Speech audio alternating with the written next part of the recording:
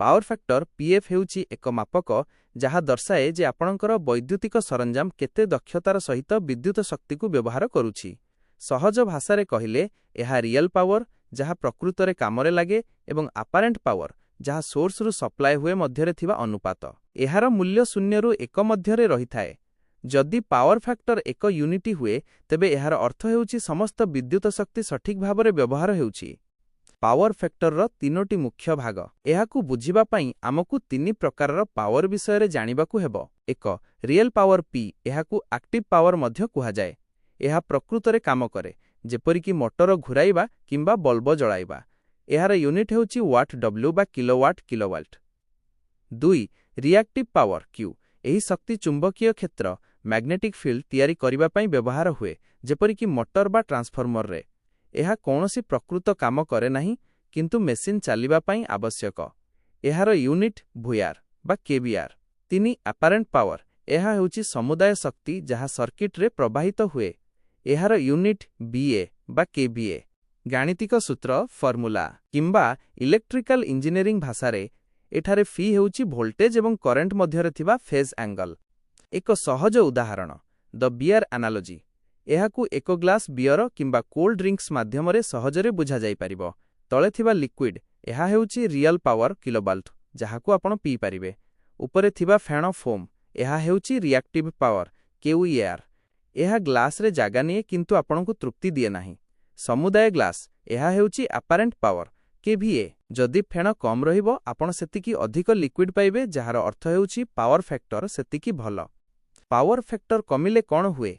जदि आपणकर power factor कम उदाहरण स्वरूप 0.7 रहे तेबे तार वायर्स एवं ट्रांसफार्मर उपरे अधिक लोड पड़े।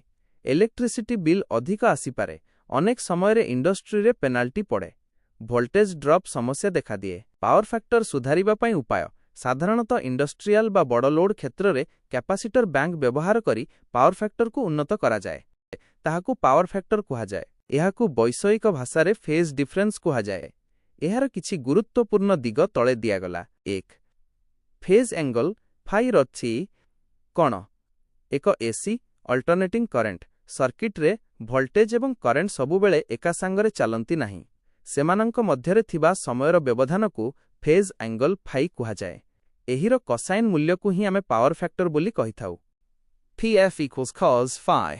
2 तीनोटी मुख्य परिस्थिति 3 कंडीशंस। सर्किट रे केउ प्रकारर लोड लागिछि ताहा उपरे एही एंगल निर्भर करे। रेजिस्टिव लोड जेमिति कि इलेक्ट्रिक हीटर बा बल्ब एठारे वोल्टेज एवं करंट एका संगरे गति करंती एंगल 0 तेणु cos 01 जहाकू यूनिटी पावर फैक्टर कुहा जाए।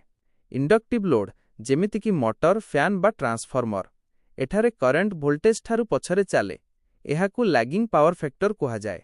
कैपेसिटिव लोड जेमिति कि कैपेसिटर बैंक एठारे करंट वोल्टेज ठारू आगरे चाले एहाकू लीडिंग पावर फैक्टर कुहा जाए। 3 एही एंगल काहींकी गुरुत्वपूर्ण? जदि वोल्टेज एवं करंट मध्यरे एंगल बढ़ी जाए अर्थात 90 सर्क आड़कू गति करे तेबे पावर फैक्टर कमी जाए।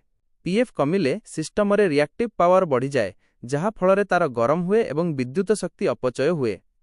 एही एंगल को कमाइबा पाई अर्थात पीएफ को एकर पाखापाखी रखिबा पाई आमे कैपेसिटर व्यवहार करिथाउ। सहजरे कहिबाकू गले वोल्टेज एवं करंट जेते पाखापाखी इन फेज रहिबे आपणकर इलेक्ट्रिकल सिस्टम सेते भलो काम करिवो। एक छोट टिप्स जदि आपण एक मोटर चलाउछंती तेबे सेथिरे कॉइल इंडक्टर थिबा जोगु वोल्टेज एवं करंट मध्यरे एक फेज डिफरेंस सृष्टि हुए जहा फलरे करंट टिके पछरे रहि जाए।